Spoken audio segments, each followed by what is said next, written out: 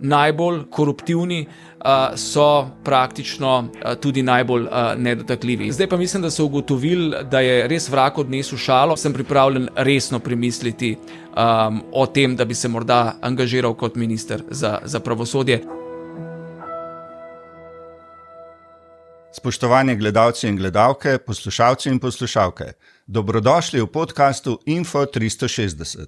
Z vami sem novinar Nenad Gliks, moj tokratni gost pa je dr. Matej Avbelj, ustavni pravnik, profesor za evropsko pravo na Novi univerzi, družbeno angažirani intelektualec.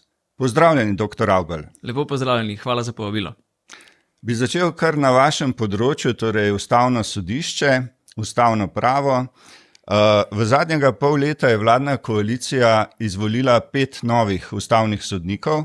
To pomeni večino od 9 ustavnih sodnikov, kolikor je sestava.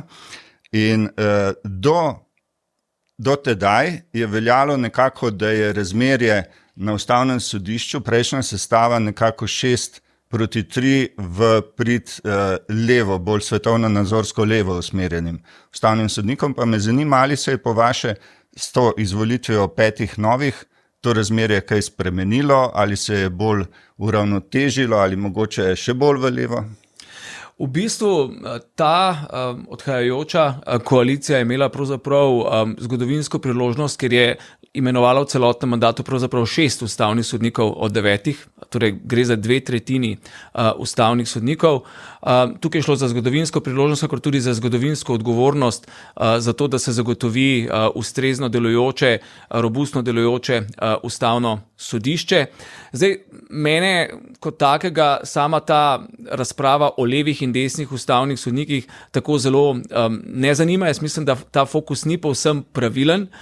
Pred leti smo izvajali na Novi univerzi raziskavo o svetovno-nazorskih pozicijah ustavnih sodnikov in smo ugotovili, da nikakor niso samo levi in desni, temveč da imamo vsaj 3 ideološke dimenzije. Torej, nekateri ustavni sodniki so bolj liberalni v družbenem smislu, v ekonomskem smislu in potem drugi so pa spet bolj avtoritarni v smislu svojega odločanja v prid države nasproti posamezniku.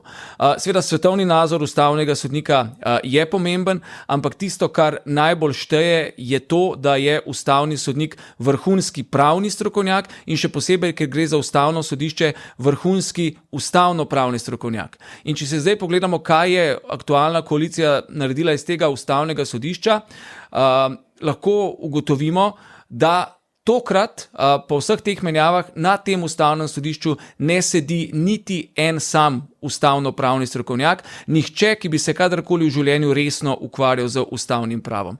In če je tako, torej imamo mi tukaj že problem s samo strokovnostjo ustavnega sodišča. Vprašanja svetovno-nazorskih opredelitev levosti in desnosti so pa tista, ki pridejo šele kasneje in ki utegnejo to sliko, zaskrbljujočo sliko, po mojem mnenju, še dodatno poslabšati. Zdaj ste govorili o sedanji sestavi ustavnega sodišča, torej po novih izvolitvah. Tako. Prejšnjo sestavo ste pa označili v enem od zapisov, da je najslabša v zgodovini Slovenije. Zakaj takšna ocena? Njeno delovanje, po mojem mnenju, je bilo najslabše v zgodovini Slovenije. Jaz vedno, ko se opredeljujem do teh javnih zadev, sploh na področju prava, nikoli se ne opredeljujem do oseb kot takih, torej ne govorim ad personam, ampak govorim ad rem.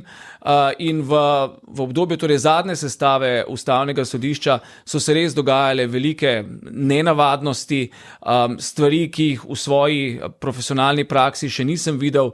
Najbolj gotovo tista v zvezi z RTV zadevo, kjer je ustavno sodišče pravzaprav kar samo razglasilo, da v tej zadevi ne more odločiti in da bo počakalo, dokler pač ne bodo našli ustrezno število ustavnih sodnikov, ki bodo glasovali v prid ene ali druge strani. In to je v bistvu res nekaj nezaslišanega, že od rimskega prava naprej velja, da nobeno sodišče, še posebej pa ustavno sodišče ne more, ne sme reči ne znam, ne zmorem odločiti.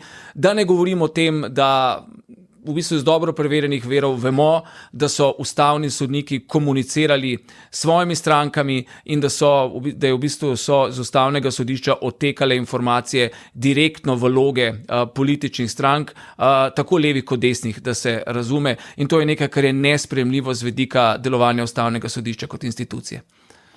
Torej, vi ste bili vpleteni v zadevo novele zakona o RTV Slovenija. Torej, ta novela, ki jo je sprejela vladna koalicija že v prvem letu od nastopa oblasti, je v bistvu bila podlaga za politično čistko na RTV Slovenija. Torej, zoper to novelo je dal zahtevo za presojo ustavnosti na ustavno sodišče dr. Peter Gregorčič, nekdanji predsednik programskega sveta, avtor te pobude ste vi. Pa me zanima, vse do zdaj, več kot 3 letih, ustavno sodišče o tem še ni odločilo. Me zanima, kakšne so posledice takega ravnanja ustavnih sodnikov? Ja, v prvi vrsti gre tukaj se je izdatno omajal ugled ustavnega sodišča. Ker ustavno sodišče je ustanovljeno točno za takšne primere, torej da gleda pod prste vsakokratni vladajoči koaliciji, še posebej takšni, ki ima v parlamentu precej zajetno večino. Ustavno sodišče tega tu ni bilo zmožno storiti, kljub temu, da je šlo za očitno najprej zlorabo samega nujnega parlamentarnega postopka in po sami vsebini ta zadeva je v bistvu lahka zadeva. Če bi ustavno sodišče sledilo zgolj svoji pretekli sodni praksi, ko je že presojalo RTV zadeve v preteklosti, sredi 90-ih let, ko je že presojalo podobne posege v neodvisne državne agencije, je že povedalo točno tisto, kar pravzaprav pobudniki v tej zadevi utožujejo, to je, da se po volji vsakokratne politične oblasti, ko ima dovolj moči, ne morejo preprosto prekiniti, porezati mandati po volji zakona samega. In še več, tudi v evropskem ustavnem prostoru, tako znotraj prava Evropske unije kot Evropskega sodišča za človekove pravice, so izoblikovani jasni pravni standardi, da tovrstni posegi, kot so se zgodili v tem primeru, niso združljivi z ustavo in evropsko ustavno ureditvijo. In jaz sem prepričan, da ustavno sodišče to dobro ve, ampak vse kolobocije, ki so se dogajale, vsi konflikti interesov, ki so obstajali, tukaj je lahko tudi, vse te izločitve, ki so se zgodile zato, ker v Sloveniji vlada ta pravna domačijskost. Tukaj smo lahko videli, kako so ustavni sodniki povezani z odvetniškimi družbami, ki potem delujejo, zastopajo RTV. Govorite o odvetniški družbi Čeferin? Odvetniški družbi Čeferin, aktualnemu predsedniku ustavnega sodišča. Potem smo imeli ustavno sodnico, ki je torej bila ustavna sodnica, hkrati je pa še vedno ostala zaposlena v nevladni organizaciji, ki je vložila amicus curiae v tem postopku. Torej, vse to je tisto, vsi ti elementi, ki jih zdaj opisujem, so bili tisti, ki so odtegovali značaj poštenega postopka pred ustavnim sodiščem, torej že na prvi pogled, potem pa še to ustavno sodišče po vsebini vse do danes, to je več kot 3 leta, ni uspelo v tej zadevi presoditi in je poslalo sporočilo v slovensko javnost in slovenski politiki, da če ima nekdo zadostno politično moč, potem je in sprejme pač takšne ali drugačne zakone, potem je pravzaprav vse dopuščeno. To pa potem ni več ustavna demokracija, ampak temu rečemo avtoritarni legalizem. Torej, vladamo z zakoni, dokler imamo to politično moč, ustavno sodišče bo pa pač molčalo in v bistvu politiki nastavilo hrbet. In to je nekaj, kar je v sistemskem smislu izjemno slabo za delovanje slovenske ustavne demokracije na dolgi rok. Smo pred volitvami. Ali mislite, da bo nova sestava ustavnega sodišča, pa z novo izvoljenimi ustavnimi sodniki, počakala, da vidijo, kdo bo sestavljal novo vlado in šele potem odločila o tej noveli RTV zakona, ker če bi ostala novela pač v veljavi, bi lahko tudi nova vlada, če bi bila recimo desnosredinska, pač sprejela nek svoj zakon in bi naredila enako, kot so oni naredili 4 leta prej. Zdaj, jaz mislim, da do volitev ne bo prišlo do nekakršne odločitve. ne glede na to tudi, kakšna bo odločitev po volitvah, jaz mislim, da je tukaj bila priložnost za to, da se postavijo ustrezni standardi, da se napravi red za naprej zamujena. Upam pa, da prihodnja oblast, kakršnakoli že bo, ne bo ponavljala enakega vzorca, ker sicer se ne bomo znašli več v pravni državi, ampak v pravni džungli, kjer bo vsakdo, kot sem že dejal, ko bo imel moč in priložnost, preprosto počistil z vsemi, enkrat z janšisti, drugič z golobisti, tretjič ne vem s kom, logaristi. In veste, to je borba vseh proti vsem, ki v bistvu državo kot tako napravlja popolnoma šibko. Šibka država, še posebej šibka pravna država, pa je garancija, kot sem nekje provokativno dejal, močne mafije. Torej vseh tistih, ki si pač pravo prikrajajo po svoje. Ampak se pri nas, ko spremljamo medije, vse te korupcijske zgodbe, ni daleč od ugotovitve, da smo blizu tega, da v bistvu ima veliko moč pri nas močna mafija. To je dejansko skrb zbujajoče. Recimo, lahko smo spremljali pred nekaj tedni na nacionalki Tarčo, ki je zelo plastično pravzaprav samo opisala in analizirala stanje določenih zadev v zvezi z županom glavnega mesta. Zoranom Jankovićem. Mislim, ljudje smo to gledali odprtih ust, potem pa se ni praktično zgodilo nič. Zgodilo se je to, da vendarle nekateri postopki, ki so čudežno obležali v predalih na okrožnem sodišču v Ljubljani, so se potem premaknili. Kar se kaže, da če bi imeli v tej državi ustrezen medijski pritisk v smeri zagotavljanja pravne države, bi tudi ti postopki hitreje stekli, ampak če je to tako, to potem hkrati tudi dokazuje, da je z našim pravosodjem nekaj narobe, da začne delovati šele pod medijskim pritiskom. Tako da imate prav, korupcija v tej državi, vsaj po indeksih zaznavanja korupcije, je velik problem. Tudi Evropska komisija nas opozarja, da smo, kar se tiče pregona korupcije, torej, in to na najvišjih položajih, popolnoma neučinkoviti. Od leta 2020 dalje ni bila izdana prav nobena obsodba z področja korupcije, ko gre za najbolj vplivne osebe, in po času trajanja teh postopkov, torej pregona korupcije, pranja denarja, smo v Evropski uniji prepričljivo na predzadnjem in tretjem mestu od zadaj, kar v bistvu pomeni, da tisti, ki so v tej državi, če provokativno rečem, najbolj koruptivni, so praktično tudi najbolj nedotakljivi. In jasno, to ni dobra osebna izkaznica dobro delujoče pravne države. Je imela pa začetek uporabe pač te novele tudi posledice na področju svobode izražanja, kot smo posebej dobro videli nedavno, ko je bila cenzurirana ravno oddaja Tarča, kjer bi morali obravnavati kritično predsednika vlade Roberta Goloba in njegovo soporogo Tino Gaber Golob glede kadriranja po ministrstvih, in je bila ta oddaja preprečena. Ali so torej ustavni sodniki Mateja Četo, Katja Šugman Stubbs, Rajko Knez in Špelca Mežnar z zeleno lučjo za ta zakon, leta 2023 so jo dali, okrnili tudi ustavno kategorijo svobode izražanja?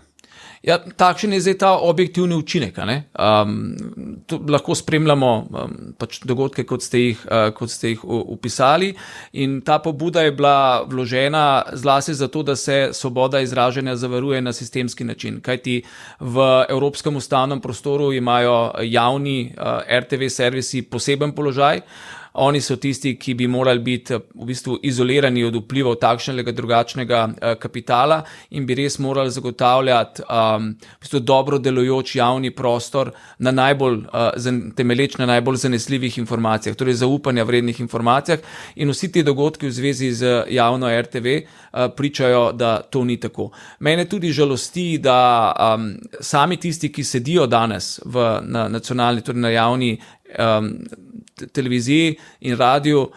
Upam, da so spregledali, da to vrstno obračunavanje, politično, ki so si ga dovolili na svojih političnih plečih, v bistvu negativno prispeva tudi samemu statusu te ustanove. In na ta način je v bistvu politika tudi o pasivnosti Ustavnega sodišča dosegla, da je ta ustanova, torej javna RTV, praktično izgubila večji del svojega ugleda, zaupanja med gledalci in je to spet povzročilo eno veliko, morda celo nepopravljivo škodo za kakovost javne razprave, javnega dialoga v Sloveniji in s tem demokracije kot take. Ampak tukaj pridemo do absurda. Pred parimi dnevi je oddaja Tarča dobilo eno priznanje za zaupanja vredno oddajo, ne? Odgovorna urednica informativnega programa Polona Fijavž je pa ob tisti preprečitvi Tarče rekla, da tej ekipi Tarče več ne zaupa. Ne? Torej, na eni strani ji gledalci zaupajo, odgovorna urednica ji pa ne zaupa. Verjetno, da je odgovorna urednica tista, ki nima prav. Ja, v pravu temu rečemo, da je bila izjava odgovorne urednice nesklepčna, ne? V tem smislu, da torej ni bila prepričljiva, in če ni bila prepričljiva, so jo očitno odgovorno urednico vodili neki drugi razlogi, neki drugi interesi, ki predpostavljam za dobrim profesionalnim novinarskim delom nimajo veliko opraviti. In ravno to je tisto, kar je slabo, ker javni mediji, oni so tam zato, da zagotavljajo res kredibilno hrbtenico javnega prostora, javnega političnega prostora in ko se ta zlomi, veste, potem je v bistvu politiki vse dopuščeno. Potem tako leva, tako desna politika, pa še kakšna vmes, ko bo prišla na oblast, si bo seveda podrejala to institucijo, jo spreminjala v svoje trobilo in vemo, kako to izgleda v državah, ki niso demokratične. Je pa v tej zadevi odločalo tudi Evropsko sodišče za človekove pravice, na katerega ste se obrnili ravno zaradi tega, ker Ustavno sodišče slovensko ni odločilo, ne? In Evropsko sodišče je reklo, da torej vaše pritožbe ni sprejelo, češ da vsa pravna sredstva v Sloveniji še niso bila izčrpana, ampak pač še vedno niso izčrpana, ker ne morejo biti, ker ustavni sodniki pač ne odločijo, ne? Pa me zanima, kako komentirate ta odnos ESČP? Zdaj, za ESČP je treba povedati, da to je institucija, ki je bila ključna za oblikovanje evropskega ustavnega prostora. V bistvu ona je s svojim delovanjem v zadnjih nekaj desetletjih praktično po celotnem evropskem ustavnem prostoru, nekoč celo skupaj z Rusijo, vključujoč Rusijo, zagotovila minimalen skupni standard varovanja človekovih pravic. Je pa res, da ESČP je s tem tudi postalo žrtev svojega uspeha. To sodišče se letno srečuje z več 10.000 zadevami in tega 46 sodnikov ne more obvladati. In zato sodišče sprejme v obravnavo zelo ozek delež zadev, manj kot 5% zadev sprejme v obravnavo, ostalo v bistvu zavrže ali zavrne že na tej prvi stopnički, tudi zato, ker kot samo pravi, ono izvaja kapaciteto filtriranja in na ta način sili v bistvu države, članice po načelu subsidiarnosti, da one zagotavljajo ustrezno sodno in ustavno sodno varstvo. V tem primeru se je ESČP pač odločilo tako, kot se je. Priznam, da jaz kot pravni strokovnjak sem slutil, da bo tako storilo iz razlogov, ki sem jih opisal. Lahko bi pa ravnalo tudi drugače, ker v podobnih zadevah, ki so prihajale recimo iz Madžarske, pa tudi iz Poljske, je ESČP reagiralo drugače. Ampak pri tem je treba tudi upoštevati, da jaz mislim, da je stanje pravne države na Poljskem in na Madžarskem bilo v Evropi mnogo bolje razumljeno, kot je stanje v Sloveniji. Jaz mislim, da je, če rečemo temu levica, uspelo zelo dobro prikazati gospoda Janšo in njegovo tedanjo vlado kot nekoga, ki je Orbanov zaveznik in ki ponavlja vzorce Orbana z Madžarske. Pa čeprav je ta levica, kot sem sam vselej trdil, v bistvu v Sloveniji izvajala sama takšne leve urbanistične prijeme. In zdaj, ko nekdo, ki ne pozna stanja v neki državi, kot je Slovenija, v majhni državi, ki je jezikovno težko dostopna, potem temu ustrezno lahko tudi reagira. Sicer pa sam zaupam Evropskemu sodišču za človekove pravice, kot rečeno pa ono ni zdravilo za vse tegobe, ki tarejo države. Svoje težave, pravne države je treba reševati doma. Težava pa je, kadar najbolj pomembno sodišče, tisto, ki je poklicano k varovanju človekovih pravic, samo odkrito pove brez sramu, in brez kakšnega velikega akademskega zgražanja, da v tej zadevi ne more odločiti, pa čeprav ve, da bi moralo. Govorili ste o percepciji Slovenije na evropski ravni in vladavine prava. Tukaj smo bili soočeni celo s primerom, torej obratnim, da je prišlo na ravni Evropske unije do posega v slovenski pravni red, dejansko do pritiska, ko je prišla na ustavno sodišče komisarka Vera Joureva in je dejansko potem, ko je ona bila tam na obisku, je prišlo do tiste odločitve sporne od ustavnih sodnikov, torej zelena luč za zakon o RTV, politična čistka in tako naprej. Torej, kaj to pove o Evropski uniji, o Evropski komisiji, da je bilo to dopuščeno in celo potem so prikrivali dokument, ki je pričal o tem? Ja, to zdaj pošilja slabo sporočilo v javno, še posebej laično. Jaz sicer osebno ne verjamem, da je Vera Joureva pledelala v smeri take ali drugačne odločitve.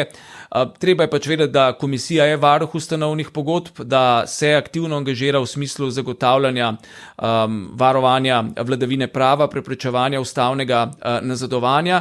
Prepričan sem tudi, da je Evropska komisija tudi zaradi tiste dobre informacijske kampanje, ki so jo poslužila tedanja opozicija, zgolj delno razumela stanje zadev v Sloveniji.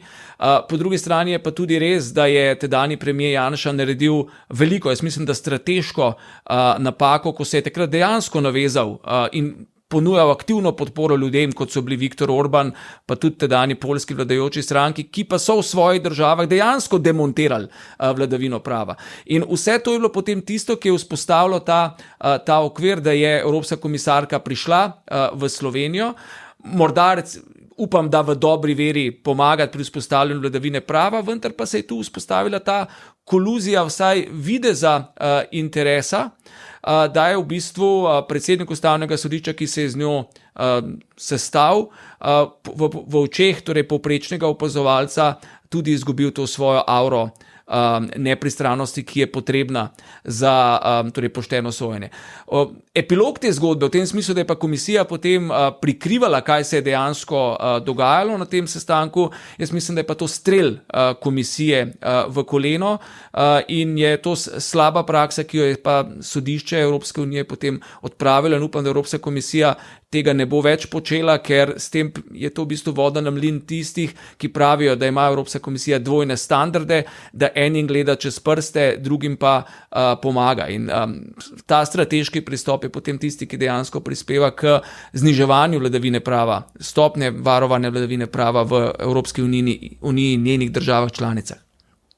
Če se vrnem na ESČP, Evropsko sodišče za človekove pravice, koliko se Slovenci sploh lahko zanesemo na to sodišče, če ne dosežemo pač pravice v Sloveniji, ko slovensko sodstvo odpove. ESČP ima v obravnavi trenutno okoli 1000 primerov pritožb iz Slovenije. Bral sem, da so lani le pri eni zadevi iz Slovenije ugotovili kršitev oziroma kršitev zoper pritožnika. Ne? Kaj to pomeni? A je enostavno so preveč zasuti z zadevami ali je tam neko sito tudi, ki preprečuje, da bi več naprimer ljudi iz Slovenije doseglo tam ugodne odločitve?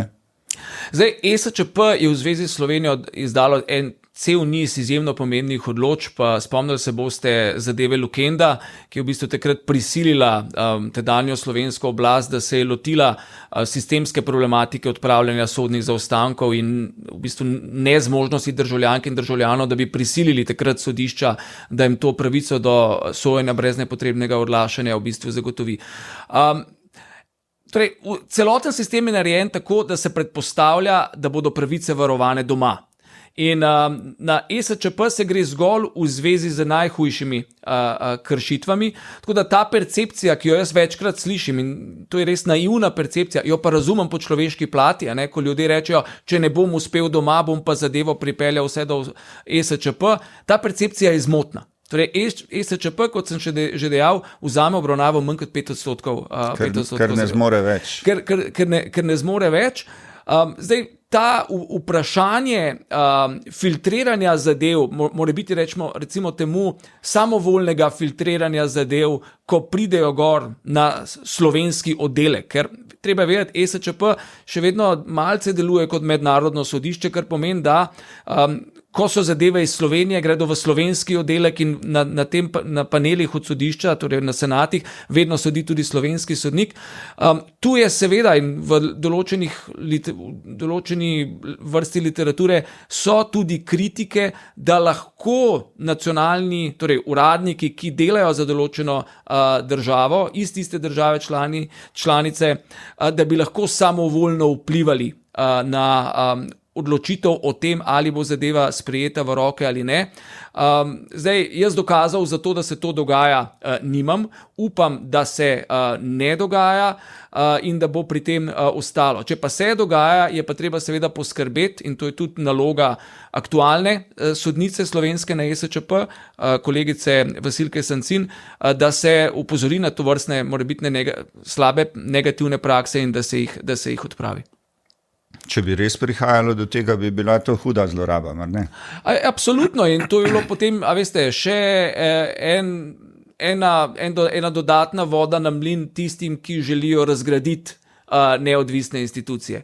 Je pa treba se zavedati, vse institucije sestavljajo ljudje smo iz krvi in mesa, in zato morajo biti znotraj vseh institucij ustrezni mehanizmi zavor in ravnovesij internega nadzora, ki preprečujejo takšne zlorabe. Mnogo k temu, ali pa največ k temu, da se to preprečuje, seveda prispeva meritokratsko zaposlovanje in potem sama transparentnost delovanja institucij. Vprašal bi vas v zvezi z slovenskimi mediji. Prej sva govorila o sestavi ustavnega sodišča. Večinski slovenski mediji oziroma večji mediji so pogosto kritični, naprimer do ameriškega predsednika Donalda Trumpa, češ da on na ameriško vrhovno sodišče, ki je primerljivo s slovenskim ustavnim sodiščem, kadrira pač konzervativne sodnike. Medtem ko nikoli pa ne poročajo v smeri, da pa sedanja predsednica republike Nataša Pirc Musar skupaj z vladno koalicijo v državnem zboru je skadrirala pač ustavno sodišče leve usmeritve. Tega pa ni slišati. Ja, to je bilo vprašanje, s katerim so v bistvu začela. Dejansko, ukolikor bi šlo za, torej, ko bi bil temeljen kriterij imenovanja na ustavno sodišče, torej neka svetovna nazorska našost in morebitni tudi pričakovano lojalno vračanje uslug, gre za popolnoma nesprejemljivo prakso, ki se ji reče potem napakiranje ustavnega sodišča.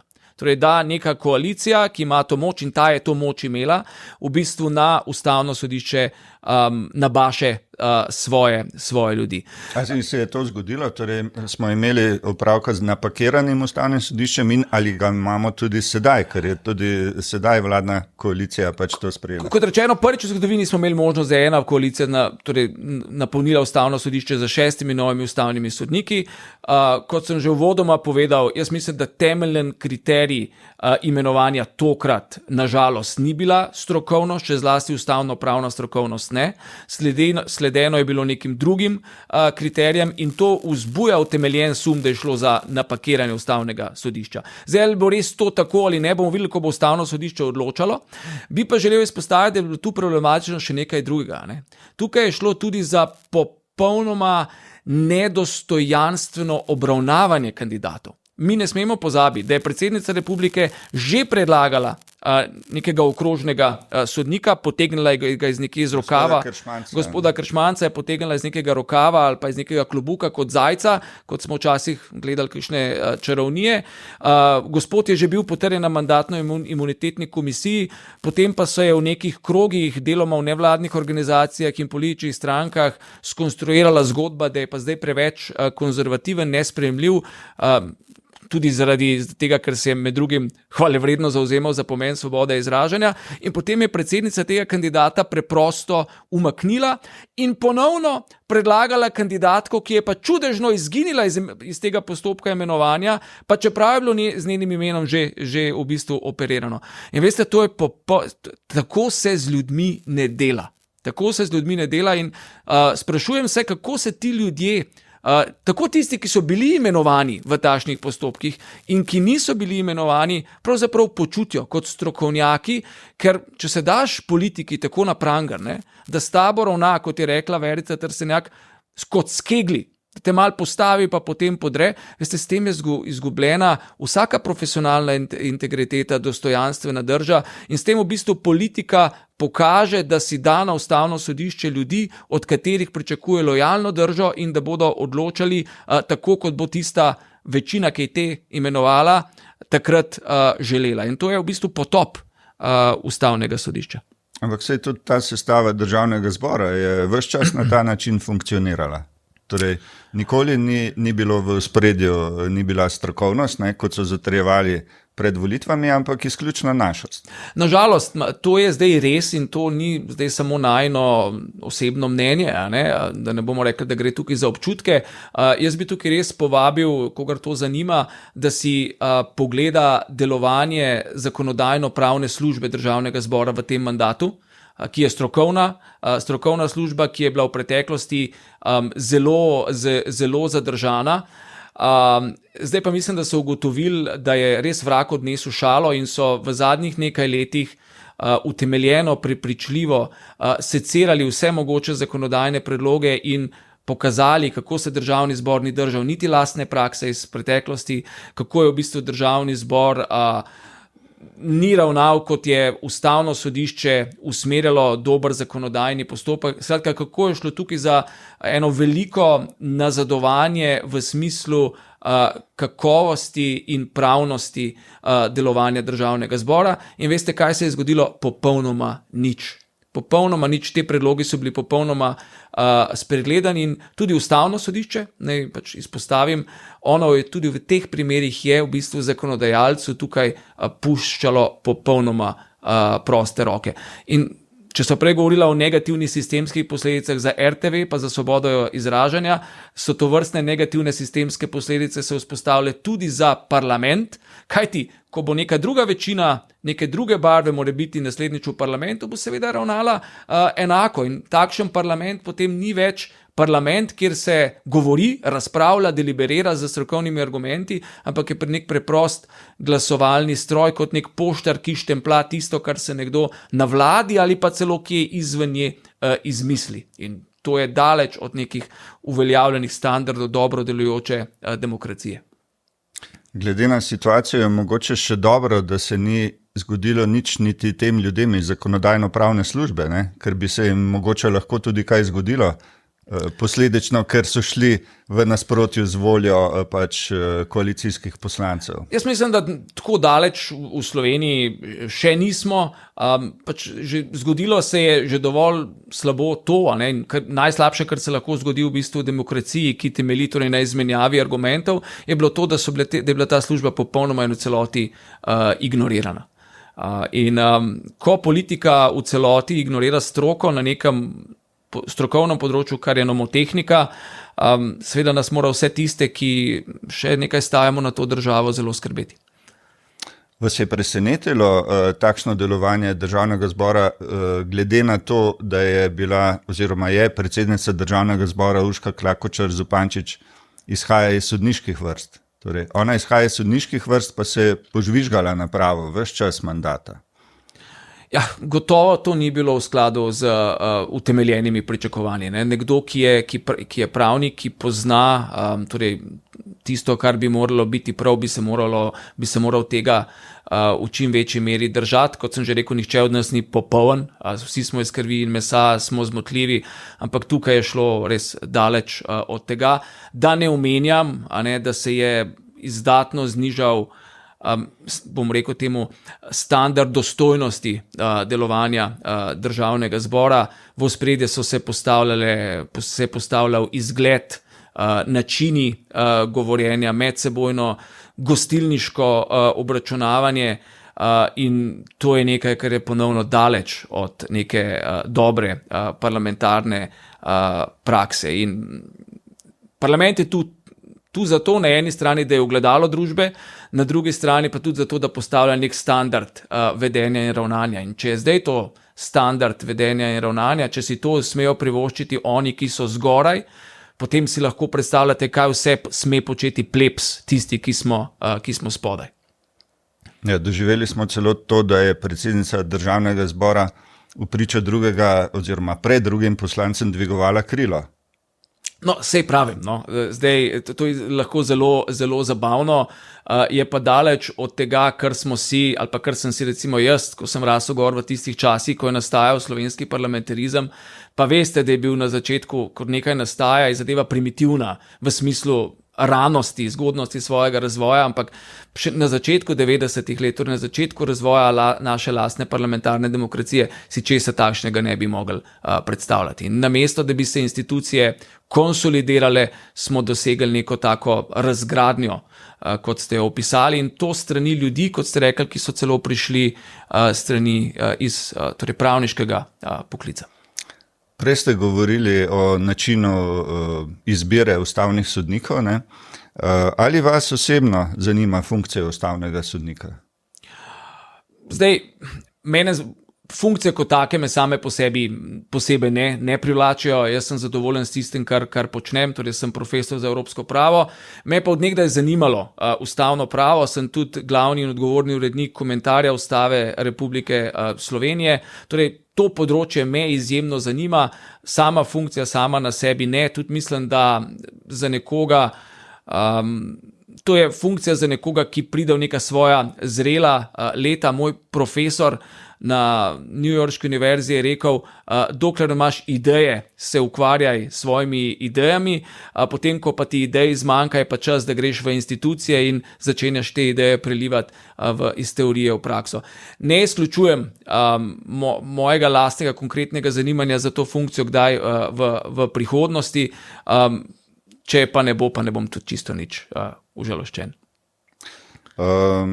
Predsednik stranke Demokratija Anže Logar je pred kratkim dejal v primeru, da bi bili tudi demokrati del vlade, da imajo oni kandidata za ministra za pravosodje in da ste to vi. Me zanima, do zdaj ste se nekako izogibali kakšnim političnim funkcijam, kaj se je spremenilo in kaj, recimo, če bi prišli na to pozicijo, česa bi se najprej lotili? Zdaj, tukaj je moj odgovor v bistvu, kot je nekdo drug nekje druge dejal, enak prejšnjemu. Torej, jaz sem profesor za evropsko pravo, ne potegujem se za nobene funkcije. Res pa je, da sem gospodu Anžetu Logarju, ker se je med nama stkalo neko trdno zaupanje pri delovanju znotraj delovanja platforme sodelovanja, pomagal pripraviti program za pravosodje za stranko Demokrati. Ne z mislijo ali pa željo daleč od tega, da bi jaz bil kandidat za pravosodnega ministra. In kandidat v tem trenutku nisem. On pravi, da ste? Ne izključujem, to se bo, o tem bodo odločali volivci.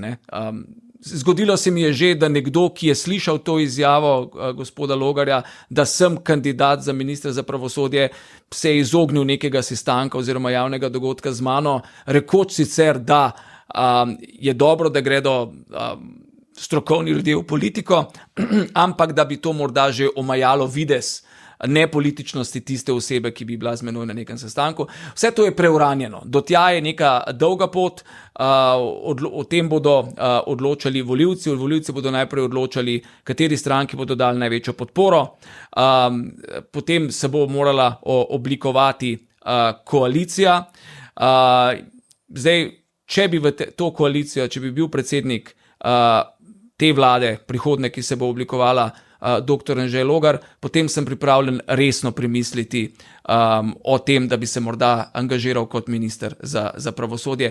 Nikakor ni to moja prva prioriteta, se pa zavedam, in to tudi vedno znova povem, da brez nič ni nič. In da stanje v slovenski državi je, kakršno je, ker so se politike in drugih pomembnih funkcij čedalje bolj začeli izogibati ljudje neke mlajše generacije, kamor prištevam tudi sebe, in ljudje, ki dejansko nekaj znajo in bi mogli nekaj prispevati. Ni pa to še zdaleč ne moja prva prioriteta. Česa bi se bilo pa treba najprej lotiti? Recimo, katerikoli minister bo pač? Ja, prva stvar, ki jo je treba vzpostaviti, je v bistvu dejansko delujoč organizacijski okvir slovenskega pravosodja. Tisto, kar jaz osebno najbolj pogrešam, ko pogledam v zadnje mandate slovenskih vlad, je to, da nobena politika s pravosodjem ni mislila resno. Na mestu pravosodnih ministrov ali pa ministric se je zamenjala cela kopica ljudi, številni od njih o tej poziciji in resorju, ki so ga vodili, niso imeli pojma, in v bistvu je bil namen v tem, da so tam taki ljudje.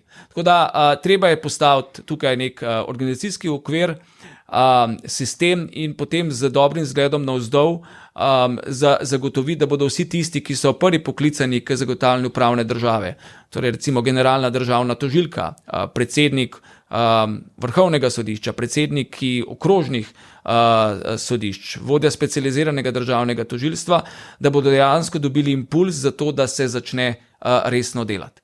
To je, in prvi ukrepi gotovo ne bi bili sprejemanje nekih zakonskih predlogov ali pa sprememb, ker tu ne smemo biti naivni.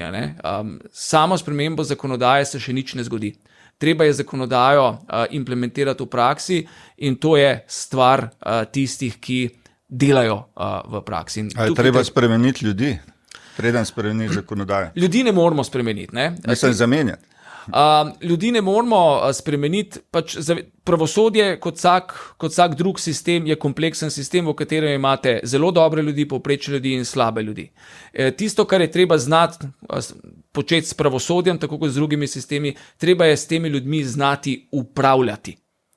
Upravljati in na prava mesta postaviti ljudi, ki so ne naši ali vaši, črni, beli, zeleni, rumeni, levi ali desni, ampak tisti, ki nekaj znajo in ki imajo nenazadnje tudi pogum, da to naredijo. Ker tisto, kar se je zažrlo v naše pravosodje, je to malodušje in spoznanje, da pravzaprav bolje prideš čez, če nekaj ne narediš, in da se torej v bistvu pri tem raje sklicuješ na svojo neodvisnost in upaš, da bo šel nek kelih mimo tebe.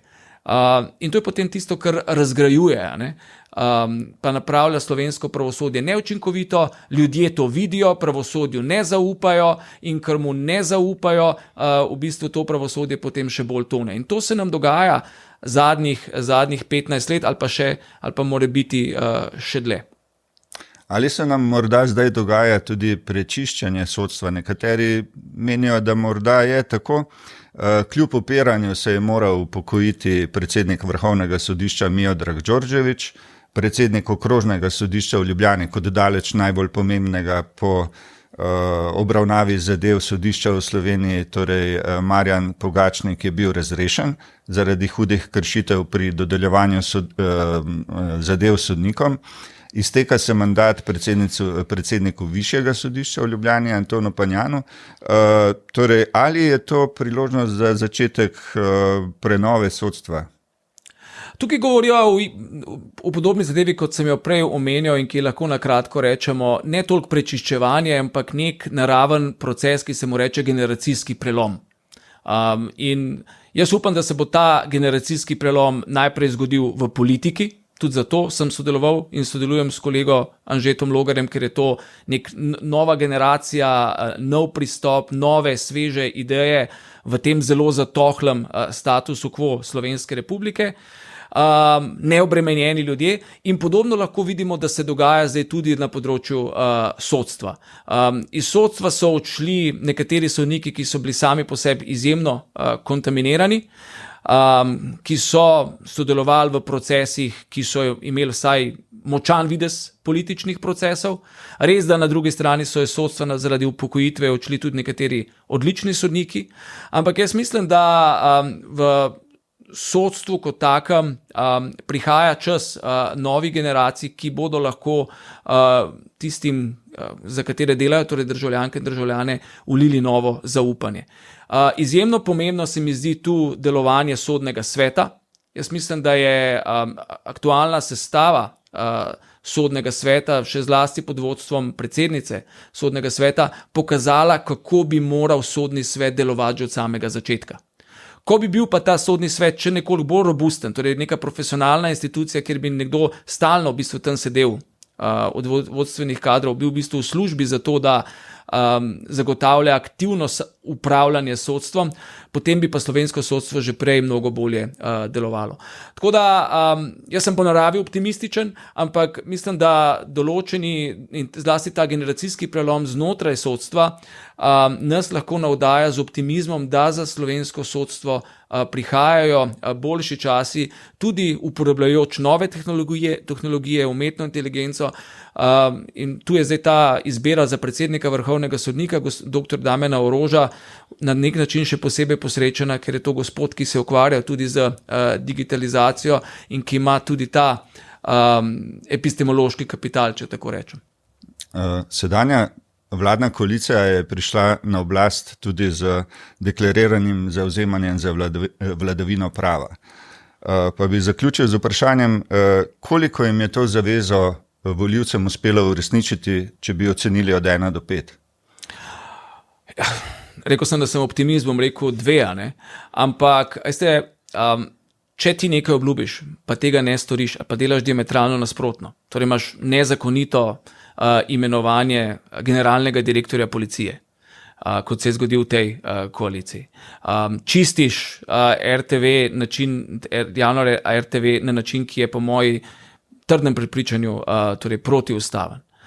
Sprejemaš šuterjeve zakone čez noč, kljub temu, da praktično celotna pravna stroka opozarja, da bodo nastali lahko hudi praktični ustavno-pravni problemi, in da ne naštevam naprej, v bistvu ne samo, da požreš obljubo volivcem, ampak v bistvu pokažeš, da je tudi zavzemanje za vladavino prava lahko zgolj ena puhlica, ena prazna fraza in s tem še dodatno zbiješ zaupanje ljudi v ta tako zelo pomemben institut. Ker če politika s pravno državo ne misli resno, potem niso vzpostavljeni pogoji za pravično družbo. In zato sem sam, kot profesor prava, to je tisto, kar primarno sem, se v teh zadevah oglašal in sem pripravljen to početi, kot ste prej rekli, družbeno angažirani intelektualec tudi v prihodnje. Ne zato, ker bi podpiral neke konkretne ljudi ali pa nasprotoval nekim konkretnim ljudem, ampak preprosto zato, ker se mi zdi tako